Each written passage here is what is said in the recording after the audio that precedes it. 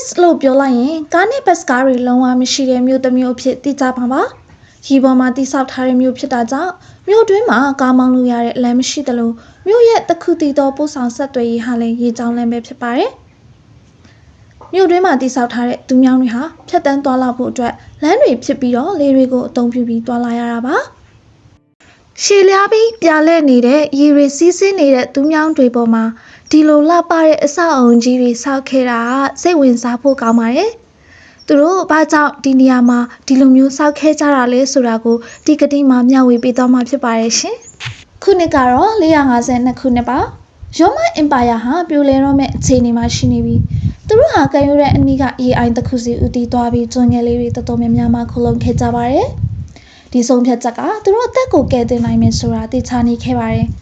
အခက်အခဲမျိုးမျိုးကိုရင်ဆိုင်ရင်ဒီသိငယ်တဲ့အင်ဂျင်မှုဟာနောက်ဆုံးမှာတော့ကမ္ဘာမှာမြင်တွေ့ဖူးသမျှထဲမှာအထင်ကြီးစရာအကောင်းဆုံးအင်ဂျင်နီယာပညာရပ်တွေကတခုခုတည်ဆောက်နိုင်ခဲ့ပါတယ်။ Venice မြို့ဟာလမ်းမရှိမြေမရှိရေချိုမရှိပေမဲ့ Venice လူမျိုးတွေဟာရွှွနွန်တွေကိုသူတို့ခေတ်ရဲ့အင်အားနဲ့အကြီးဆုံးနဲ့အချမ်းသာဆုံးမြို့အဖြစ်ပြောင်းလဲနိုင်ခဲ့ပါတယ်။ကျုံရပေါင်းများစွာကိုဖြတ်တန်းဖောက်လုပ်ထားတဲ့သူမြောင်းတွေနဲ့တရားတွေရဲ့ထူခြားတဲ့အပြင်စင်တွေဟာVenice မြို့ကိုအလွန်လွယ်ကူစွာသွားလာနိုင်စေပြီးစီးပွားရေးလုပ်ငန်းအားလုံးရဲ့ဗဟုချက်ဖြစ်လာခဲ့ပါတယ်။ပထမဆုံးဒုက္ခသည်တွေကျွန်းတွေပေါ်မှာဘဝတစ်တွေစာတင်ဖို့ရောက်ရှိလာချိန်မှာတင်းငယ်ပြီးရွှွနွန်ထူထပ်တဲ့ကျွန်းတွေဟာမြို့တစ်မြို့လုံးရဲ့အလေးချိန်ကိုပင်မခံနိုင်လောက်အောင်နူးညံ့တဲ့ရွှွန်စေးတွေနဲ့ဖြစ်နေခဲ့ပါတယ်။အစာအုံတွေအတွက်ခိုင်မာတဲ့အုတ်မြစ်တွေဖန်တီးဖို့ Venice လူမျိုးတွေဟာခရိုအေးရှားတစ်တော်တွေထဲမှာတစ်သားကြီးတွေကိုစုဆောင်းပြီးမြေကြီးထဲကိုထူရိုက်ခဲ့ကြပါတယ်။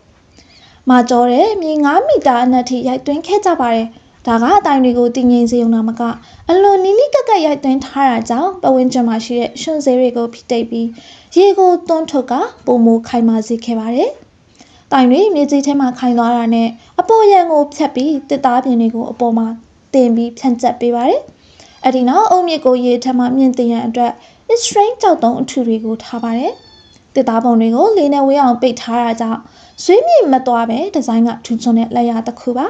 အခုထိမူလာကြောက်တိုင်းအားလုံးနီးပါးကောင်းမွန်ပြီးအခုထိမြို့တော်ကိုထိန်းသိမ်းထားနိုင်စေပါ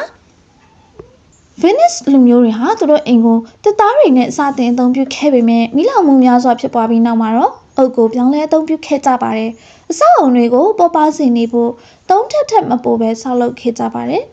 ဘီလက်မြေစာထုံးကြောက်ကိုအသုံးပြုခဲ့ရပါတယ်ဘာကြောင့်လဲဆိုတော့ထုံးကြောက်ကပျော့ပြောင်းနိုင်ပြီးအောက်ဘက်မှာရှိတဲ့မြေပြင်ဟာဖြည်းဖြည်းချင်းရွေ့လျားလာတာနဲ့အမျှအဆောက်အုံတစ်ခုကိုပျော့ပြောင်းစေနိုင်လို့ပါအသွင်နေရာတွေကိုတော့ဂျိုးတန်းလိုမျိုးကွေးညွတ်နိုင်တဲ့တက်ချီကပ်ပုံစံနဲ့တိဆောက်ထားတာပါပတင်းပေါက်ကြီးတွေနဲ့ကြော်ရှင်တဲ့ကြောက်ဒီဇိုင်းတွေပါရှိတဲ့ရှေးမျက်နှာစာနေရံတွေကပုံမူလေးလန်တာကြောင့်ပြုတ်ကျခြင်းမှကာကွယ်ဖို့တန်တုပ်တွေကိုအသုံးပြုပြီးကျမ်းပြင်မှာစိုက်ထူထားခဲ့ကြပါတယ်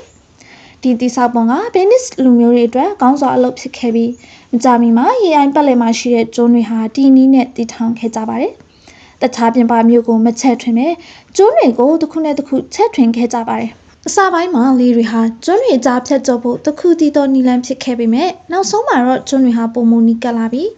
ကျွန်းများစွာကိုမြင်းစီးပြီးရေသိမ်မိုင်းကိုဖြတ်ကူးခြင်းအဖြစ်ဖြတ်ကျော်နိုင်ခဲ့ပါတယ်။